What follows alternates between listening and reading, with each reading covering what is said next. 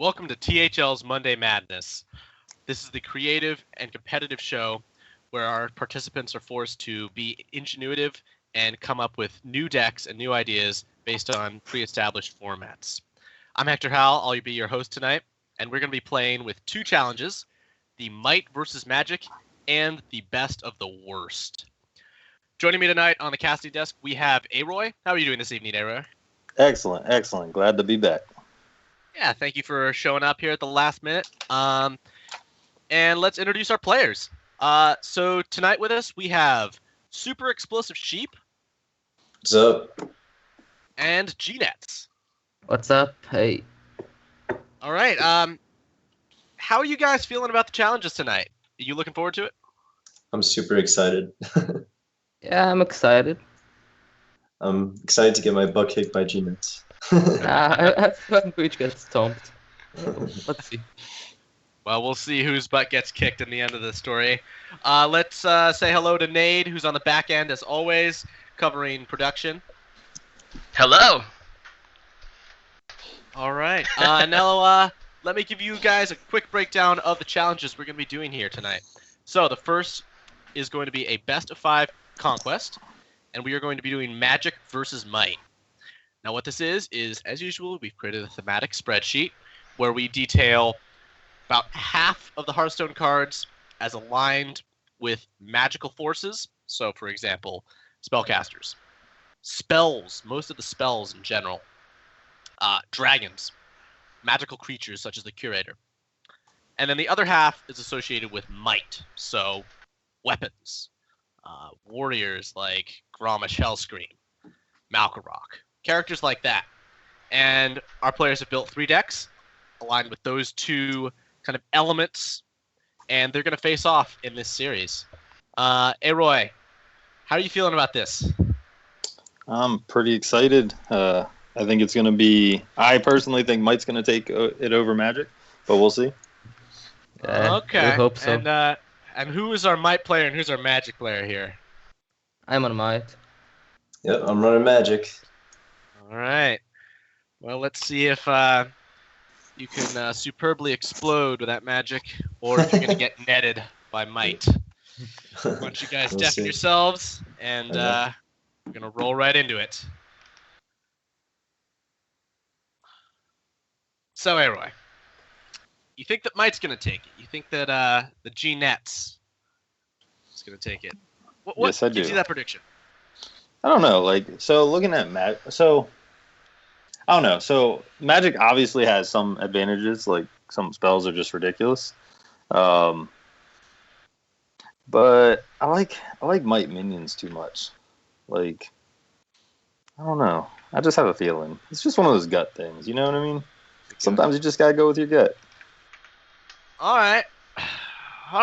Well, I gotta say, I'm super impressed with the deck building this week, and we got some real nice stuff cooked up for you. I'm sure that our host is showing you some of that on the stream right now.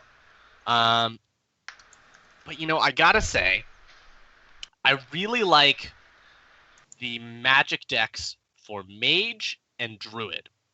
I'm not so sure about this Priest deck. It's very cool, but it's going to be super hit and miss. If it can snag a win, though, I say Magic takes it clean.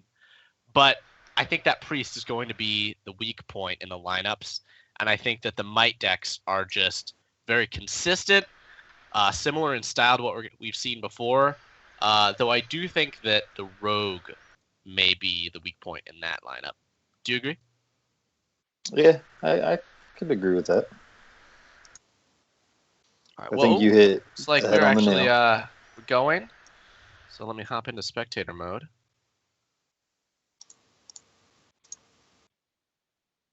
Bit of a lag here. You in there already, Aroy? No, I'm waiting for it to load in.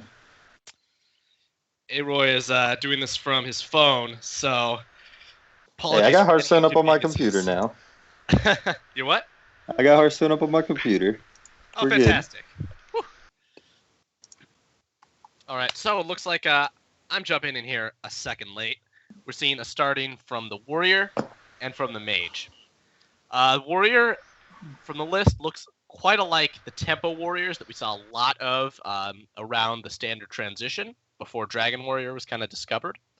And there's certainly a lot in common with Tempo Mage from this Magic Mage deck. And just as a start, we're seeing an incredibly aggressive opening from Super Explosive Sheep. How do you feel about this, Aroy? Do you like this style of play from Tempo Mage? So, I don't know. I'm always iffy about like rushing into things like that because of like Warrior being able to just like armor up. I was curious about him not playing the Mana Worm on turn 1 though. Like, I guess he was wanted to see if a War Axe was going to come out possibly, and that's why he Frostbolted right after playing it.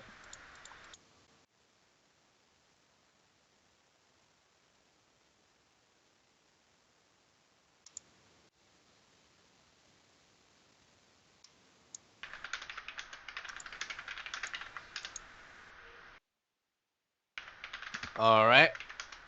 Seem to have had a sound error there. I'm here. Yeah, all right here. So,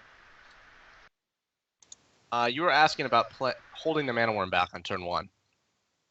Yep. Now, he's behind, which means a turn 1 Mana Worm would be played straight into an Axe. So I can see the feeling there. That Frostbolt play was very much played around the probability of a Fiery War Axe. Now, this is a very risky play. He does get it, but had he missed that ping on the 5-1, he'd be in a world of hurt. But sometimes you do have to make those calculations as Tempo Mage. I personally, as quite an opinionated Tempo Mage player, and am not as much of a fan of just going face. I think it's reckless, and I think that you lose more value than you win games from doing it. I think you hold that burn. And I think that you're honestly better off for it. Because, like, having a Frostbolt for that Acolyte may have been worth not dealing 3. Because now this is incredibly annoying for you to deal with. You're going to have to put 2 hits into it to kill it. If you had the Frostbolt, it'd be dead. And even if you cast the Feral Rage here, there's a chance you ping it. So, yeah, which then you don't want to attack it at that point with your Feral Rage.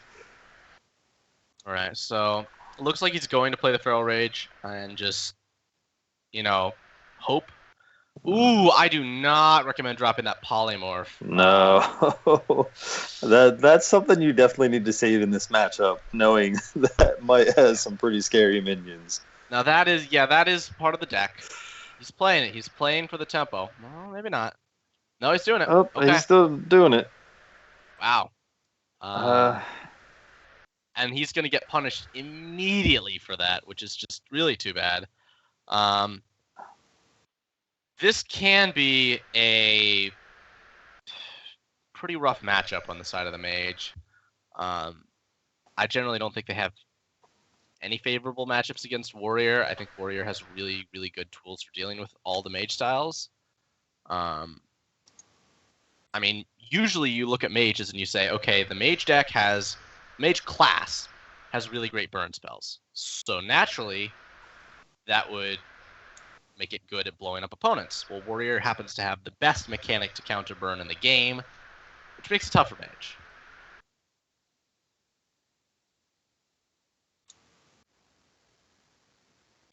Okay. He was looking at the Battle Rage play there. That's for sure.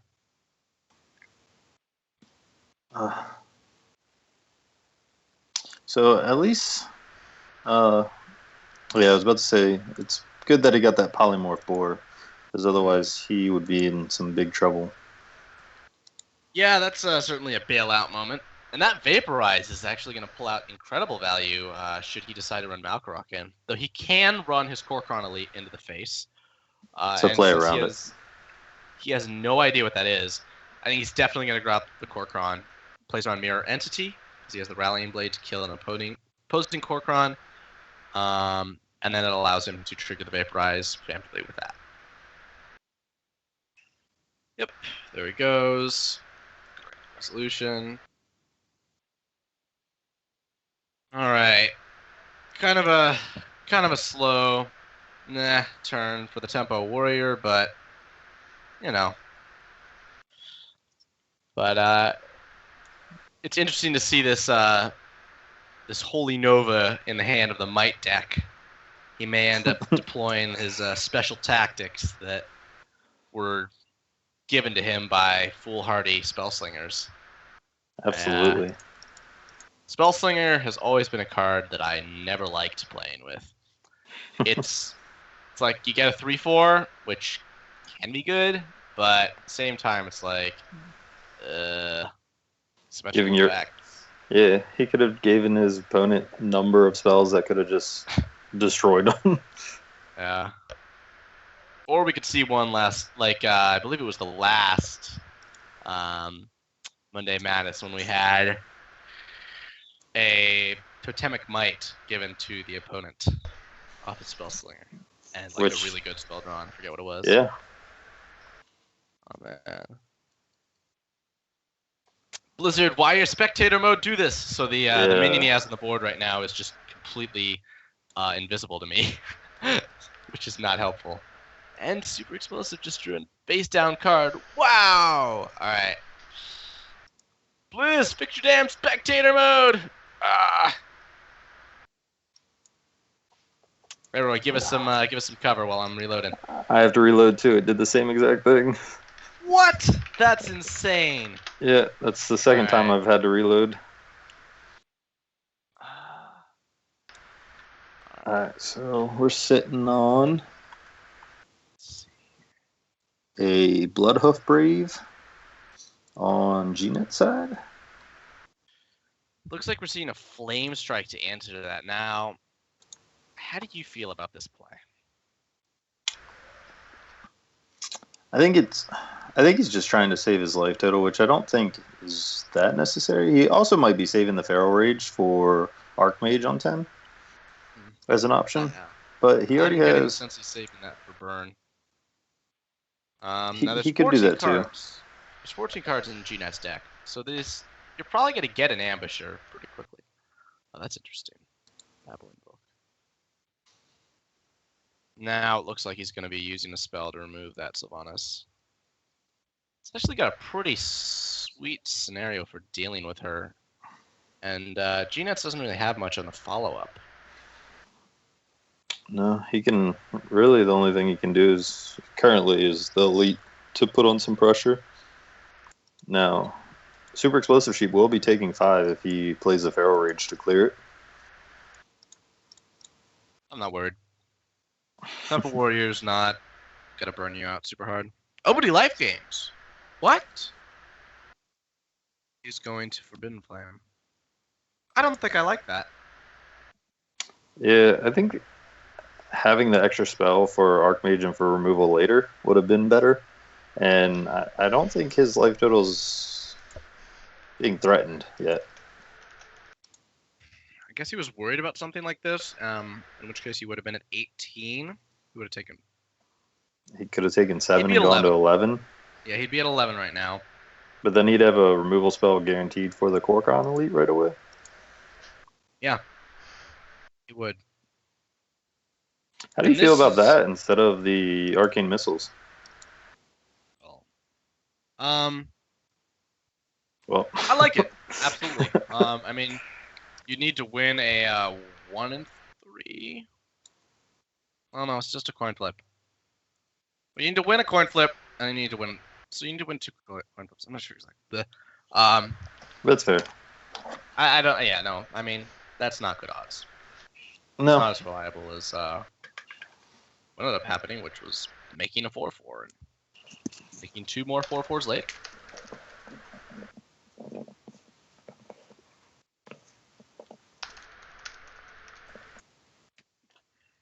Interesting. So, G-Nets is in a situation here where he's holding on to that execute.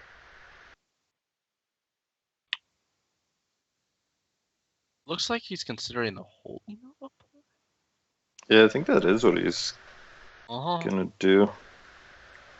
Alright. Wow. There it goes.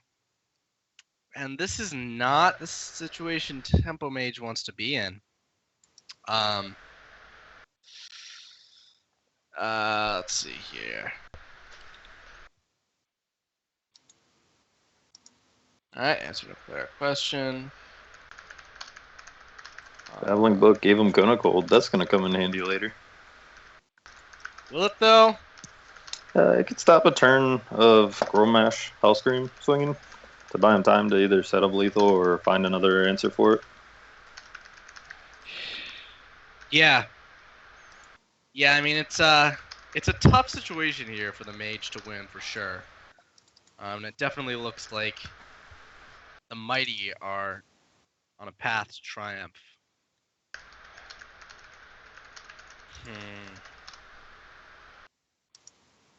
Alright, well, let's see what we pull here. Maybe Magic has something up its sleeve. Such as a face down card. You get that as well? Yep. And I wonder if our stream is getting that.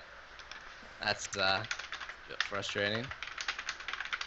Oh no, the stream can see it fine. That's that's It's just great. us. It's a Water Ellie. Water Ellie is a good card in that matchup for sure, but I'm not sure it's the right card for that situation. Oh, I think I just heard a shield block.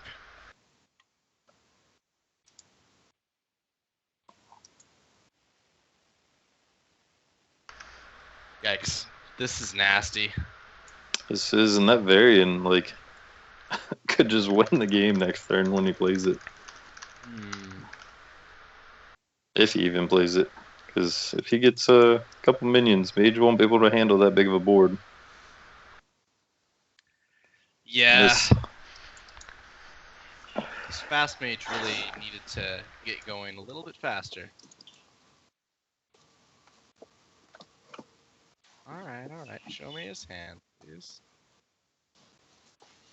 Alright, well. This is just giving absurd amounts of armor to the warrior. And you're right, that variant is just going to end the game. Yep. The Mage just won't have any way to deal with it. No. And this Flamewaker might have to possibly trade into this Frothing. Depending on where his pings go. I think it's quite likely, actually. Nope. No. Wow! He gets it. Great pings. It just That's incredible. gave the warrior player a lot of armor though. But that arcane missile and Flamewaker cleared exactly what he needed it to clear. Yeah, but I don't see him it winning him the game even without that variant. Just you're so far behind in card advantage, and at that point in the game, that's what you need. It's value. It's fair value, and that's Wait. What's that one? He does throw another one. Okay. I was gonna say, could ambush actually? I'm glad it doesn't sabotage variant because that'd be real fucking funny. Oh, this Mage player actually is in a good position off of variant hitting back-to-back spells, but Yeah. the warrior player does have really good spells in hand.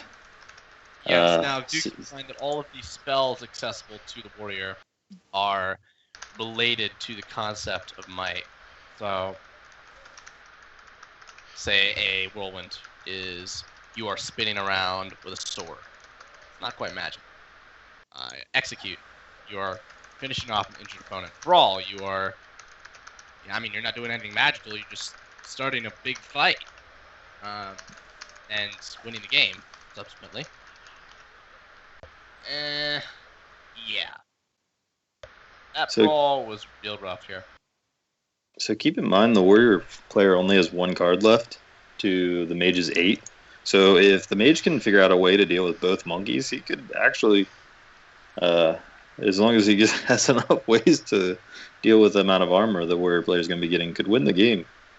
Right. Now the question is he going to be able to make the read of how many minions are remaining? Because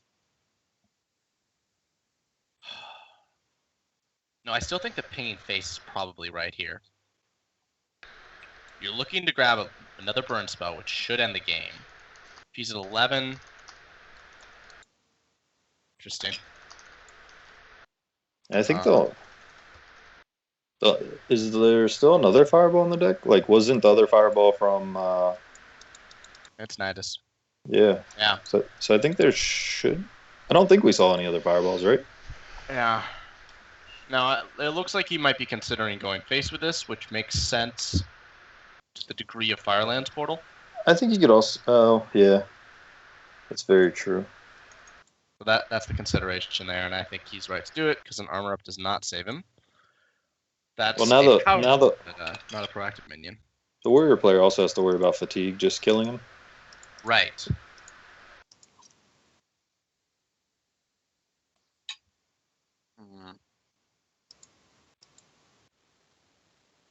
That sap really paying off there.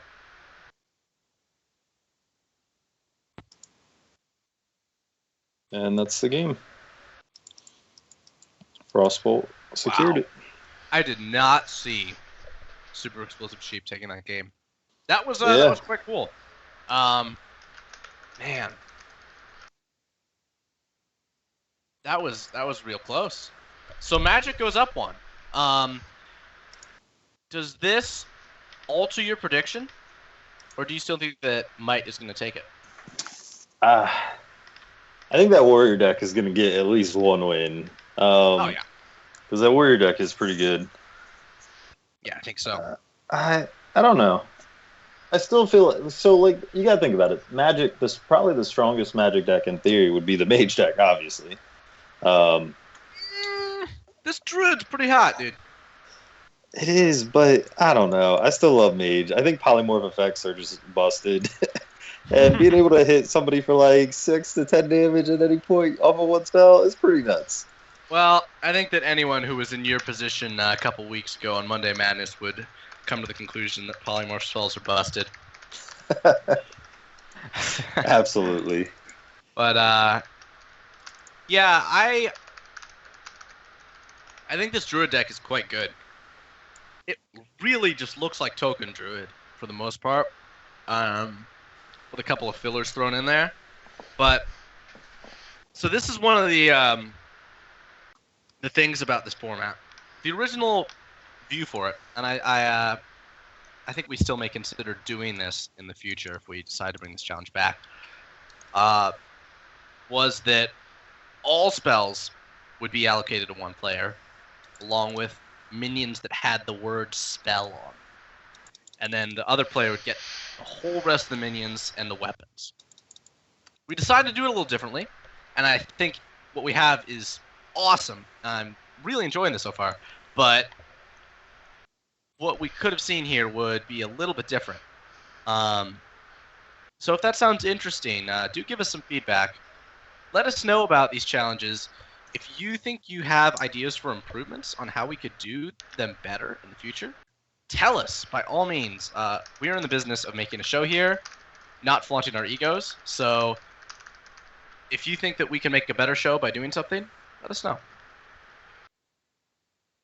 Looking at this game, how do you feel about the Death Rattle Rogue against this mage? You mean the Druid? What do you mean? It's a mage. See the green magical beard of maginess. Sure, we'll go with that. It's from that time in Lord of the Rings when Gandalf got lost at the bar and started casting druidic magic. All right, we'll consider mage, because druids are spellcasters. How do you feel about the rogue deck, though? This is what I'm very interested in. I think the rogue deck's. I think it has some fun things to it, but the curve might end up being a little off. Yeah. I definitely love Token Druid, or Yogg Druid, or whatever this deck is. Just your super faulty backup plan. Correct. So, I don't know. I gotta actually lean towards Super Explosive Sheep. I think he can just get too many things going with this deck. And drawing 3 is no joke. So, About that prediction. Might's Might- gonna take it. Yeah? Uh-huh. You think so? I didn't think so. Magic's gonna take this thing down. Unless that priest deck just gets absolutely demolished. Which could happen. And I wouldn't be that surprised. But I'm gonna stay by my prediction. Because I think I'll be right. I think that you're wrong, Aroy. And I think that Super Explosive Sheep is gonna take this down. I'm starting to agree with you, He admits it. but I'm still holding on to the fact that I hope Might takes it. So what do you feel with this Token Druid turn? You have the option to go for 4 2/2s. I would cycle first. Unless you're doing this, that is also viable. And in that case, you're probably slamming the Onyxia and praying to RNGesus that there is no Phantom Knives. Which I don't think there will be, actually. Thinking back to our lists here, I believe that Fan of Knives was actually considered a magical card. That's right, it was. Yes! So there will not be a Fan of Knives, so this Onyxia is going to be nuts. Yeah. As to why we considered it magic, because you're probably wondering that, the ability to throw about a dozen knives, or in this case, half a dozen, at the board within the time span of 2 seconds, most, and accurately hit every target. Yeah, that's magical, buddy. That's not happening. You just try that in real life. I'd love to see it. I agree. Which is going to hurt a bit, not having a good clear. Is there any good clears in the rogue that are Might related? Well, define good. Like, could clear a board. I don't believe so. Well, I mean, would you consider Blade Flurry good? I'm pretty sure that's. I don't know if anybody would play it. Yeah, I don't know if I'd consider that one on the good side here. But yeah, this Druid deck is really taking it down. Seeing the well played out of G-Nets, knowing that a Savage Roar means his doom. Savage Roar does not exist yet, though a Wrath can certainly be cycled to see. Let's see, is it actually? It is also a Might card, because the roar of the bearified Druid to motivate his comrades is quite mighty and not quite so magical. So there. Yeah, so we won't be seeing Savage Roar. It's so Finish. funny, all the cards that are limited out in these formats.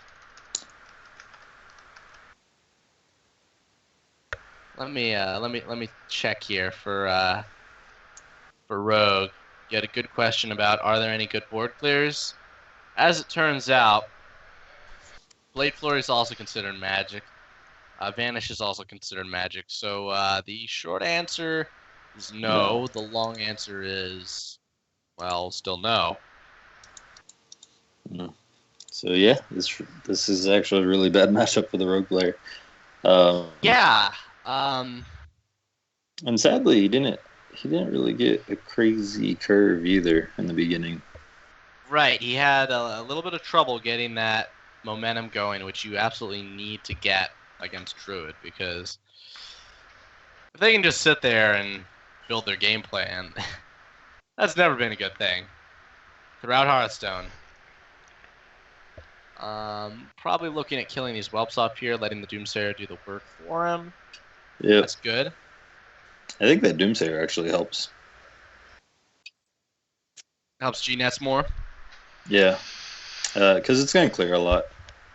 Well, do keep in mind it will give the initiative factor to Super Explosive, allowing him to drop both of his minions onto the board and have the Trents That's true. just ready to go. Now, would you be tempted to squeeze a hero power in here along with the Panther? Since knowing that like the clears aren't going to be there, I think I personally would have gone Mire Keeper and then just buffed. Mire Keeper buff. Yeah, Mire No Keeper, summon the 2/2 and then buff. Interesting. And I think that's the great thing about Hearthstone is that all different kinds of people have all different approaches to scenarios. And this is a burn or die situation where this face-down card that was drawn better as hell be Swipe or Living Roots. Or it's Wisp of the Old God, actually. Which I believe, yes, It's lethal. is still lethal. Yep. that does it. +2/+2. That is a 2-0 lead. And on a very quick basis, mind you. Yeah, if Super Explosive Shape didn't get it there, he would have actually... G-Nets would have been able to Feral Rage for armor the next turn and got out of lethal range. And he had to set up that board with his off. Yep. He had to do it as fast as possible. That is So rough. that's been 2 games where he lost at the last, like that turning point. Well, the Warrior game was at the last turn possible because he was out of cards. But that's just... Alright, so Magic is showing its power, apparently. Well, now I think it's on to Magic getting the shit beat out of it as it's playing its Priest deck, which, if you know Priest, and you know the nature of what's good in Priest, and also keeping in mind the restrictions of this challenge, consistency will be an issue. Now, interesting that he chose to keep the Shadow Word Death there. What do you think the motive behind that is? I think it's just because of like they're in Rogue, especially there's like Tomb Pillagers, which is actually really scary on turn 4, and just having early removal for big minions is really helpful. But other than Tomb Pillager, you don't really see much else. So I don't know if I personally would have kept the Shadow Word, but I could see his reasoning to it. Now, what do you think of the Light Warden inclusion in this deck? A very, very powerful minion that we saw a ton of when Light of the Naru was in format, but not quite as much now. I don't know if I like this play. Light Warden is a powerful card, and he just exposed it to a To die to the Undercity Huskar, which I think just holding it in your hand and making him use hero power plus the Huskar to kill your Northshire Clerk might have been more rewarding.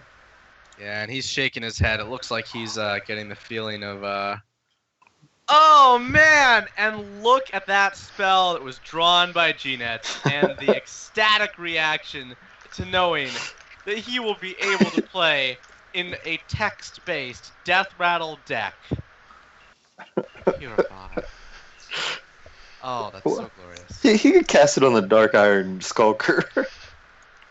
I guess. I mean, Or like cycle card. It's pretty good. What you say? Or no? Wait, is it? It's close to Shiv, right? Close to Shiv. Well, there's arguments on the power of Shiv as well. So. That's definitely a Procositis by increasing its attack by 1. If he hit that proc, he'd be killing with a trade. So I don't think that's at all worth it. I think this is why he kept the death. He has to play it off. He may have also been a little bit scared of just a bonkers Edwin coming out. Ooh. holding the Back here. hold the Light Warden back. I feel like if Light Warden's like too aggressive of a card to just be sandbagging, like if G-Nets develops a board, you're not going to be able to play a Light Warden anyway. So I don't know how I feel about holding that back last turn. Oh boy. We have the combo in hand.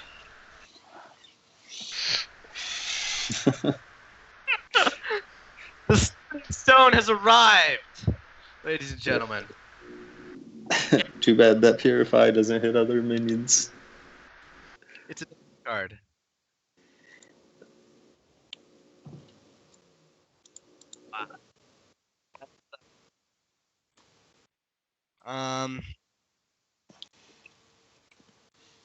Ooh. That is let's see. Another card. As Amaz would say, that's a card. Now He might just cast the combo on the Ibis Darkbane to try to clear. I think we're Then- gonna see.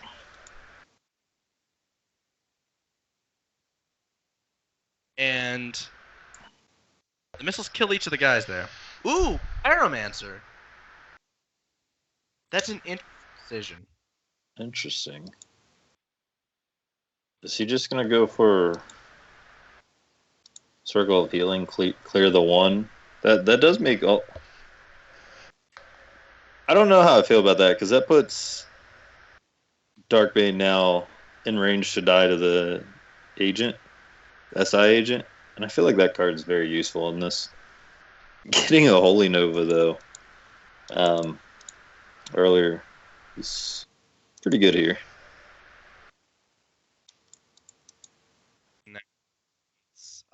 Definitely feel like the rogue was tailored to priest. Which, let me double check that, but I do believe or might to play. Well, correctly. Seems decided that sapping an opponent was far too magical. And he's got no sap. Yeah, he's gonna dig through his deck quite a bit though. So what I think is really interesting about this is players are forced to construct thematic cards. That's what creates Rogue has no has that, which is a card. Uh-oh. Yep, your mic's cutting Okay. out, buddy. Can you still hear me now? Yeah, you're coming in clear now. Coming in clear? All right, well, I don't know what happened there. But I do know that G-Nets just took 10 to the face. And let's see what the answer's going to be. I think he's got some pretty convincing answers, to be honest, though. New meta. I don't know about that, Nade. Nade is telling me that he thinks that Sheep has discovered the new meta. I don't know about that. But G-Net certainly did. Whoa, Purify! What? Oh my god, he drew a card. 2-mana cycle. That's amazing value. That's insane. His hand is full of gas while this priest is sitting here at a Circle of Healing. I feel like this game is about to get out of hand. Yeah, I think we're going to be seeing a concede pretty soon from Super Explosive. Wow. I mean, you know. Well, reducing you the called it. attack of a target by 1. Good. So that brings us to a 1-up for Might, G-Nets, who is still fighting from a disadvantage, but he's fighting against a, end quote, new meta deck, also known as Rank 20 deck. We'll call it Priest. Priest 2.0. Priest 2.0. It's Unicorn Priest! Wait, but it lost. Never No, mind, it's not Unicorn It Priest. lost the game. It can't be Unicorn Priest. We'll just go with Play Priest the 2.0 for now. Right, it didn't play Purify. That's its problem. No, the enemy played Purify. That's why it lost. Yeah, Purify is just too broken of a card. So, he's getting a do-over here, but not in very favorable of a matchup. I mean, Call the Wild is a magical spell, so it's not going to be employed here by the Hunter, but there's still plenty to worry about, and the Death Rattles are certainly among them. And one funny little thing here is that there's a little old priest spell aligned to Might. It's the only one, and it's called Entomb. So Entomb is not a tool that can be utilized to handle Death Rattles like Karen or Sylvanas. Which is pretty bad for Priest. Yeah. And is Priest running any silence effects in his deck? I don't think so. Because then he actually has no way to deal with Death Rattles. Yikes. Which it means that boards can get out of hand pretty quickly. But not if there's back-to-back Shadow Word Pains. Those are pretty good. Now, I think these Priests of the Feast are going to be win conditions here for Super Explosive Sheep, as gradual healing can work really well against Hunter if the Hunter adapts a aggressive game plan.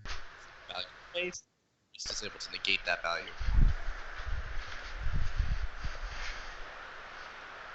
Which you could actually play out a ton of. Now, how do you feel about the Mighty Trap that The Snipe.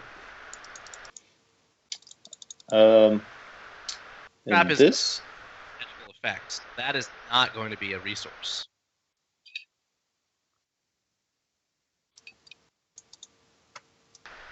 Hector, your mic cut out for a second. What'd you say, bud? Am I back? Say it one more time. Barely. Barely. Hold on, let me reset that. Oh, now you're clear. Can you hear me now? Yeah, with some background noise. Background noise now? Nope, you're good. All right. Well, we apologize for the technical difficulties. But we have a snipe dropping down on this Violet Teacher, which is quite rude. We're going to see a bunch of apprentices spawned here, which is very good, as if I do recall correctly, and watch me mess this one up as well, Unleash the Hounds. Oh, no. He can play Unleash the Hounds. What about Explosive Trap? He can play Explosive Trap. I mean, Dynamite in a trap is pretty just like mighty. That's fair. You just anyone can do that, really. Air Trap. Now we have an interesting opportunity here where you can shoot that Violet Teacher's Help up to 18 right now. Or you can put an Itis out with 8 health. I think he might. That's interesting. It's tough because like if he goes with the Itis, he could potentially shoot the bear and then just start smacking face. What happens when he doesn't shoot? Then it's a problem. Unless he hits the Savannah line, which is also not terrible because then he can trade the 2/1/1s into it. I think that was a misplay. But not playing think- the Violet Teacher, but playing the Itis. yeah, I think if you're not going to take advantage of shooting the Vitus, then you definitely play the Violent Teacher for the extra token. Oh, no. Oh, wow. That's going to be... Here it comes. Oh, Oh, no. this... And into the face it comes. Bam. Well, that was timed up with me. That probably wasn't Man, timed up with that's- the audience. That's pretty brutal. That's going to be game. What a way to lose. Wow. 17 Violent Teacher. New meta, folks. All right, well, that will Saw it be here our first first. series. Let us allow the players to say their piece. G-Nets, do we have you? Sheep, do you have you? I can hear you. I don't know if he can. Oh, he put here's your phone now. I can hear you. All right. Well, why don't we start with you, G-Nets? How did that series feel? Inner fire is not balanced. Nerf, please. Nerf, please. I think don't there's know. a certain THL community member who would agree with you greatly. Oh, I think no. you can contact him at Brunson, if I'm not wrong. But how did that feel going in? How confident were you in the Might decks, and what did it feel like to see them fall apart? I thought all my decks were fucking terrible except the Hogue. The Hunter is total trash, and the Dragon, the Warrior doesn't have a fucking win condition. Like, if I picked against Temple Mage. That was quite a crazy game one. I certainly thought it was going to go to you. I But thought I had it if he didn't get like the Frostbolt that turn, because he would replay the Water Element or then Whirlwind, then the swing to the face would be lethal. But the Frostbolt was like exactly what. Yeah, that was needed. interesting that part of the game because I had the opportunity to just ping his Acolyte while he had like 2 cards left, and I was like considering it, but I just decided to kill it up. I was surprised why I didn't do that. Yeah, I was thinking about it. I was like, afterwards, I was like, maybe I should have just went face with that, but I don't know. I was just I saw, you're like, I don't know, you see a 3 damage minion that could kill an Acolyte, it's like automatic sometimes. You just do it. I imagine. Yeah. I know the feeling. So, Sheep, you piloted the Magic to a glorious victory. I did. How did that feel? It was fun. I was really scared of his Warrior deck. Like, before when I told you guys, I thought I was Might. So I knew Warrior was just going to be amazing, like, just by looking at the list. Like, you could have ran the Varian Wind. You could even did Control Warrior, probably. But you didn't have, like, Ravaging Goo and Blood to Ichor. Those hurt a little bit. Okay. But yeah, I knew his Warrior deck was going to be outrageous. I didn't really... And I knew he was going to play Rogue, too. Rogue is, like, insane with the Might. Those were 2 decks that I was going to play. Yeah, Hogue was really good. Yeah. So all those death rattles, did you have like in N'Zoth? Is N'Zoth Might? Or no? Yeah. Oh, okay. Like the Hogue one, when you played on Ixia, I played like double. What's the name? Dark Iris Skoker. I was like, if I got a Skoker there, but then I couldn't clear the tokens, and some of the forests happened. Yeah. Yeah, that was. Oh, and you didn't have Fan of Nodge, right? What? No, Nope. Fan of Nodge is magic. No, Fan of Nodge is magic. All right, that's good that you ran 2 Skulkers then. Smart. Yeah, that's why I thought like probably playing Druid, because all the Druid kind of token Druid is legal, so it's probably going to happen, and I need something to answer Ixia and Violet Teachers. Yeah. But not 17 Violet Teachers. I didn't draw my out to that. Yeah, it's a little tough to deal with 17 Violet Teacher that's swinging in your face. You just have numerical removal. All right, well, thank you guys for speaking to us. We're going to jump into a short break, and then we're going to return with our best of 3, best of the worst series. Sweet. Sweet.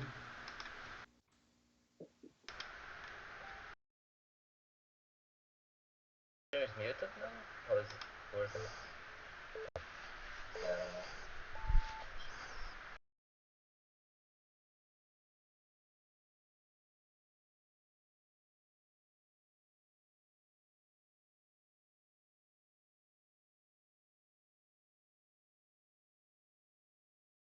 I already turned off the audio for the stream, so I guess we can talk. Oh, okay. Oh, I got Fury Fan from Huckster. That was the best card ever. That's why he won. That's why he won, because he got the best Fury Fan.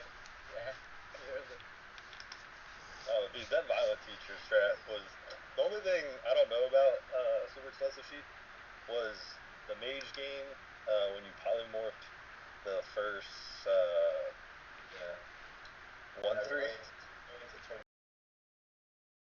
Yeah, because you just know, like, that's your answer to his death rattles. And then the other one was holding back the Light Warden in you rushed out the one into a Huskar against his that was deck. so bad. I played that game terribly. Yeah, I saw you say it, and I was like, well, I could see his reason. And then like the last game, you had a turn where you could have played Violent Teacher instead of the 3/4 that you played. I always forget that card's name. The dude that deals 3 damage randomly. And since you're not targeting him, you could have just got an extra token there. Not that it mattered because you're going for the OTK with the 17/17. Yes, that's true. I could have put another one there. I was thinking I was actually gonna put the Inner Fire or whatever it was to actually get the spell off, but then as soon as I dropped it, I was like, wait, that's a dumb idea, and just put it on Bio Teacher and commit to that, you know. Yeah. So that's why I was like, oh, I should have played Bio Teacher. Yeah, I agree. It was like very, very small like mistakes, and I think there was a turn that you sandbagged Light Warden in the last game too when you didn't need to, because I think you ended the game with him in your hand, and you had there was 2 turns where you could have just played him just to play him, while you had advantage. But it still was you were playing good. It was just small lines of plays that could have been changed a little bit. Yeah. But that priest combo was pretty sweet. Like when I saw Divine Spirit on the teacher, I said, fuck, it's going to happen. It's going to happen. We were thinking it was going to happen on the priest of the feast. It happened on Violent Teacher instead. I was like, the only way I lose right now is he has Explosive Trap and then followed by Freezing Trap, because then I just check, right? And then after I check, it just stays. Okay. Play Explosive Baron Knife because the only one they can play. I would have played that road game differently too. I was priest anyway. I was thinking he has sap, so I didn't go too aggressive at first. And then I was like, wait, you probably can't play sap. And then I played Assassinate because I can play sap. Yeah, it's awkward with the limited card pool. It ends up becoming awkward because you don't remember what your opponent could or can't have, and so you're playing games based on things that don't actually matter. Yeah. I should have read more, the whole game I was told against Chris, I was worried about Entomb, but then I realized you can play Entomb. Yeah. So fuck it, just let's kill all exhaust decks and hope it works, but then feature happens. Yeah. It's the new meta, guys. Yeah, it's a Unicorn Priest. Unicorn Priest. Bringing it with one. Those are definitely good games. If Super Explosive Sheep didn't top deck Wisp of the Old God and the Druid burst road game, he was dead in his ass. Yeah, I could play around that. I could play Pharaoh Rage that turn, but I think if I played Pharaoh Rage, I couldn't win the game. Yeah, so you needed to. I definitely agree with the line of play you took, because it was you could have tried to delay the game by Pharaoh Raging, but then he still has an insane board to kill you the Fallen thing. Yeah, I was just hoping he didn't have the damage, because I knew he didn't have Savage World, because he would have used it on the turn that you had the token from Onyx with Soft Forest. So I was yeah, just drop him off, if he can kill me, I kill him. Yo, can you guys hear me? Yeah, now we good. Alright, we got 12 seconds. 10 seconds. No. Is my audio okay? You don't have to mute yet. Alright, I'm gonna turn the sound back on in 3 seconds, and then you can take it away.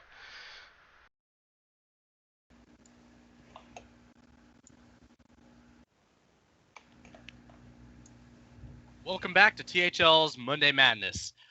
We've completed our first half with the Magic versus Might challenge, and we are now moving into the second part of Super Explosive Sheep versus GNets, where they're going to be playing the Best of the Worst challenge. Now, what this challenge entails is that these players need to play 15 of the worst cards for their class and one of the worst legendaries in their collection. And then they need to build the rest of the deck completely unrestricted around it. So, this is forcing our players to handle cards like Purify, like Poisoned Blade, and like Totemic Might, which yes has seen some play. Yeah. So the challenge will not necessarily just be handling specifically bad cards. It will be handling multiple facets of bad cards and how to form a deck around them. So we're going to jump into this best of 3 series right here. Players, how are you feeling about going into this one? I feel like I have the worst decks in the world. Yeah. I Sure can the win feeling's with one mutual. of my decks, but like Mage not going to happen. I don't think I can win either. All right, well, one of you will win. So why don't we jump straight into it? Why don't you guys mute yourselves, and we'll see who Alright, is the best of the worst.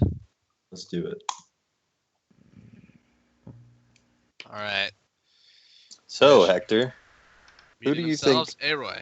Oh, Who- you're who asking do you me? think's gonna? Yeah, who do you think's gonna take this one?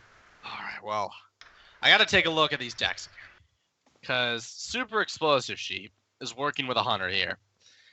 And Super Explosive Sheep, as the worst legendary in his collection, for both decks, was forced to include Shit for Xeris, the wonderful Whispers of the Old Gods legendary, which likes to turn into Goldshire Footman on turn 10 and Ysera's on turn 2. But for the rest of his decks, he has a Hunter and a Shaman. He's got some of that Beast Immunity synergy going on with the Hunter, as well as the wonderful Starving Buzzard. Gotta love that Starving Buzzard. Starving Buzzard, man, it's the best. Man, GNet seems real pleased with himself right now. I mean, Dust Devil seems like a good card. I mean, you look at it and you're like, you know, this Dust Devil thing, is not that bad. Xeris comes down into an Imp Gang boss. It's not a bad card to turn into turn 3. They don't call this show Monday Madness for nothing.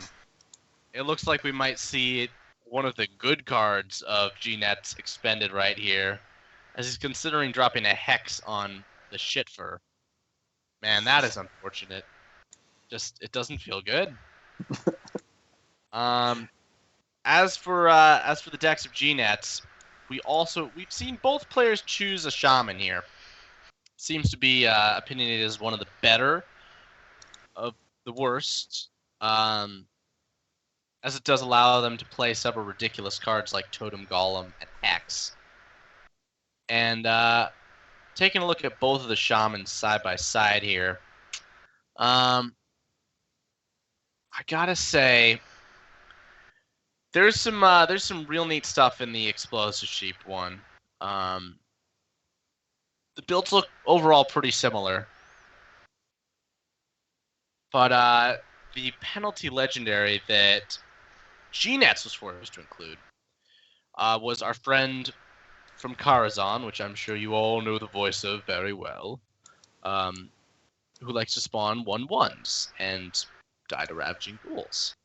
But, you know, board clears may just not be as much of a resource in this edition of Monday Madness, as neither of these players brought Warrior. And while I do think that there are some AoE effects in the Mage of GNets, I don't know. Okay. So I'm being asked to clarify something as of now. So when we say the worst legendaries, we are saying the worst in the player's collection, because no, Morose is not the worst legendary. There are synergies in Paladin lists with him. He's done some business, but it is absolutely one of the 2 worst legendaries in GNet's collection, because GNet is quite an efficient person, and he likes to disenchant his garbage cards, unlike some of us, me Me too. who just collects them for using on ridiculous occasions such as, maybe Monday Madness. So he's escaped playing the Mist Caller. Both these players have escaped playing the Mist Caller. Which, to be honest, is just a damn shame.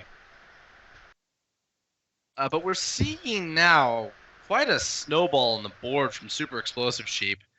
Totemic might actually pull in some weight, making that Flame Tongue very hard to deal with.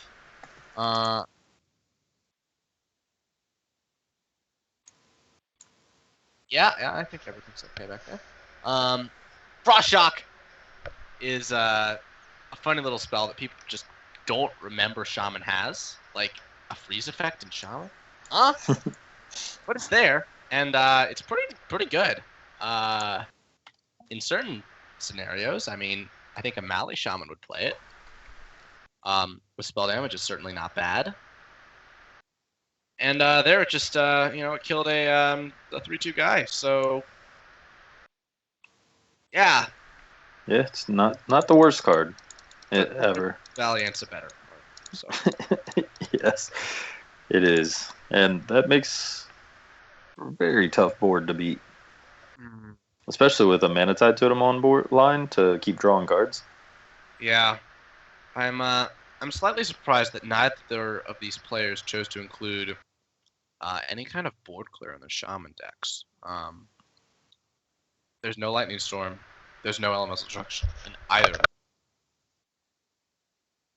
Now, what I imagine occurred was that they were looking at their decks and saying, okay, we've got to play all these cards, and they have to synergize in some way.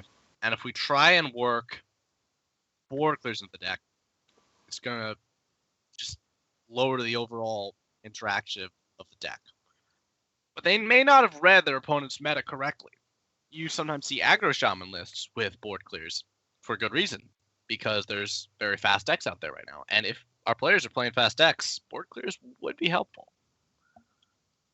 Well, the other thing to think about too, though, is that they couldn't really play. I feel like they also would argue that they can't really play Lightning Storm, assuming that their opponent's going to play Shaman like them because of Totemic Might being in their deck.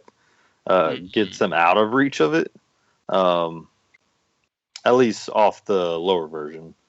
If you have any type of spell damage, it definitely gets better. But I could definitely see an argument to not playing Lightning Storm. Now, playing a one of the other one is perfectly fine in my opinion, and I possibly would have considered it. But I think they were both trying to just be the more aggressive player. I think you're right on that. And what we're seeing here from Super Explosive is the worst. I mean, Flare's better than Purify, don't get me wrong, but he's about to get whacked in the face, and it may even be 12 damage. Nah, he's not that greedy. This reminds me of the days of Whirling Zap-O-Matic. You remember that card? No, I don't. Oh, man. You missed out, dude. Shaman's had a 2-mana mech with 3/2 stat line and Wind Fury. Oh. Okay, now I know the card. And they just kind of sit back and, watch it blow the opponent's face up. Luckily, I never played against that. It was pretty good. Now, I think we're seeing some real bad cards back-to-back here. But interestingly, should this Corehound be able to stick, Stable Master would actually come down and provide some incredible value. Or even the Bestial Wrath. But yeah, I agree. A Stable Master is probably going to be the play. Is this Rockbiter weapon not going to get played? No, you got to play the Rockbiter weapon. He still has coin. He could have played the Elemental and coined. Because you've got to know that getting Hunter off the board is important. Yep. Yep. There you go. Phew, I was going to say, he could even Totemic Might these targets to make him stickier. This is a tough scenario here for the Hunter. forced to play with some pretty unfortunate cards here. Yeah, and Perhaps that huge toad will be the hero. possibly. And using that Unleash the Hounds that early felt really, really bad. But he had to do it too because he couldn't afford to take 6 to 12 damage a turn. Did he have to? Well, we're seeing some wicked synergy with this wicked witch doctor. I mean, watch out. Here she comes. Giving those totems that health, though. And very, very slowly burning out the hunter. Now, it'd be incredible if we saw a Ripped Unleash the Hounds, and it would probably win Super Explosive Sheep the game. And that's about a 1 in 20 at this point, so don't expect that. He's going to have to tooth and claw his way out of this one, and This is going to be a lot of damage potentially to get out of. And this Hex is going to be great on that Savannah. I mean, if he chooses to play it here. Yeah, that's just real nasty for Sheep. Man, this is not going too well for him. Going face. That's going face. That's going face. Trading. Okay. Oh my god! And the huge toad is the MVP, killing the Moros. Wow. Beautiful. I'd say so. That's pretty great. And look at this synergy. That Hex is still a huge issue, though, because now Super Explosive Sheep has nothing on the board. It's nasty. Staring down currently 8 damage a turn. Yikes. Let's see. I think that Forlorn Stalker and Corehound will come out. Yeah, and the other issue is like G-Nuts can guarantee a taunt totem every turn now if he wanted to. Oh, yeah. He just clears one of his minions. That Thunderbolt Valiant is going to do so much buffing. Oh boy, is that just lethal on its own? Yep. All right, and that is a game up for the G-Nets. That is both Shamans, as predicted, the strongest of the decks out of the running, Now, which is going to leave us with the worst of the worst. The best of the worst. the best of the worst. It is Mage versus Hunter. Versus Hunter. Can't wait to see this Mage go down. So, as it was decided, not by much, Gruul is the other garbage legendary that is part of G-Net's collection. So he will be the banner carrier here, as opposed to the Anomalous, which would have been the original assignment. What a hand to open up on. I mean, getting the better half of your deck. And there is the Dollar and Aspirant. Very nice little card. Another one of Blizzard's little miscalculations with the value of Inspire. Turn 1 shifters. There's. Yeah, I have to say I agree with that play, based solely on how bad the card can be. He's That's exploring. fair. Oh man, This Arcane Blast is going to put in some work here, possibly. yeah, that it could do. Look at that beautiful Shatter in hand. Oh, and the Polymorph Boar.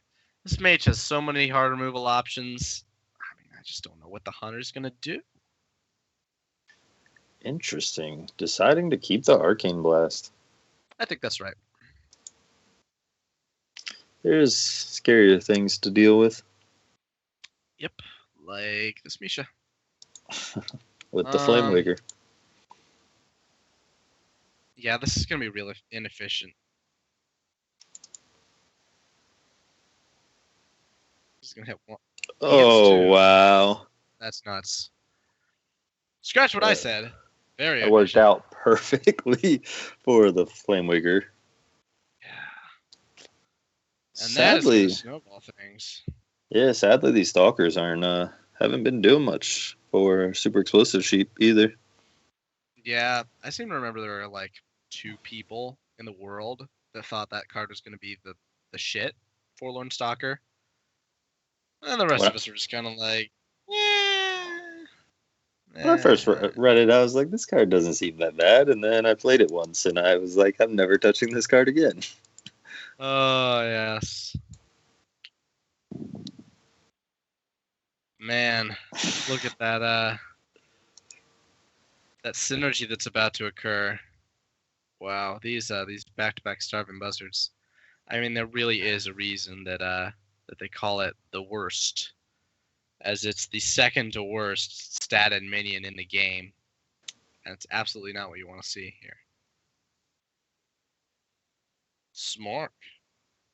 And he got the freeze on the Buzzard. Wow, look at Perfect. that synergy. And it just looks to be a blowout here from G-Nets. Oh, man. That curve was just too strong. The curve was real, and all the just nasty cards came up. It truly was the worst of the worst for Super Explosive Shape. Yikes. Stomp after stomp after stomp. Well, let's bring these guys back into the call and see what they have to say about these events. Oh, Who's back? I'm I'm back. back. How about that one, guys? Dude, this I got hunter a is so tempo bad. What the hell? The mage deck is amazing. It's like a real tempo mage. Yeah, if I drew the good cards, I drew like Manowar, Flame Wake, Arcane Blast. That's why I won. God. I was like, Welcome to are Curse, you though. sure this is the best of the worst? Yeah, Like that's his the ladder start. deck.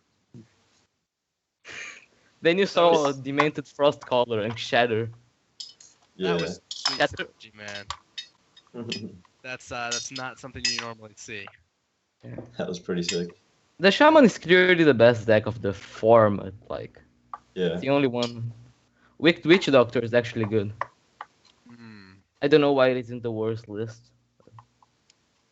Well, I think that testing of the card was limited when these spreadsheets were put together. But nonetheless, GNets did get away with some things, not having access to cards like Charged Hammer per se. They could have made Oh, it. but I ran Ancestral Knowledge. No, not Ancestral Knowledge. It's the one that heals everything. That's the Okay. name of that one. It's as worse. Healing. It's fucking I think worse it's- than it. I think it's just healing. It's Ancestral Healing. Yeah. Yeah. Well, nonetheless, that was the end of our last series. Players, do you have any final words for our audience? Guys, if you could sign up and play on this, it's a lot of fun, believe it or not. Yeah. It's pretty a fun. lot of fun to make the decks. It's a lot of fun to play on stream for the THL community and just to meet new people. You know, you get to meet the casters, you get to meet another player. So yeah, I it's definitely pretty fun suggest it. experience.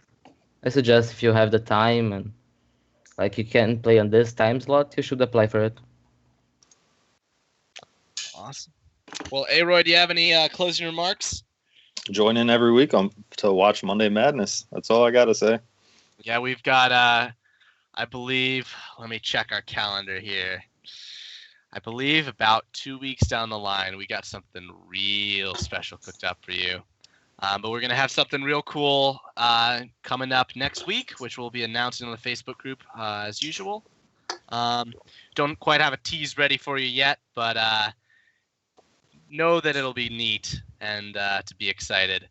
But make sure you mark your calendars for 2 weeks down the line, because we're going to be playing not only with deck building, but also with the rules of Hearthstone as a game in general, and switching that to something completely new and different. So I'm very excited for that. Let me once again thank our players, Super Explosive Sheep and GNets, for joining us. I want to thank Aroy for coming in at the last second as my co-caster. Thank you for being here. And That's what interns are for. that's right. And I want to thank Nate for doing an amazing job of the production of the show. And we had a quick little show for you here, a shorter one, but I want to thank you all for being here, and we'll catch you next week on the next Monday Madness. See ya. See ya.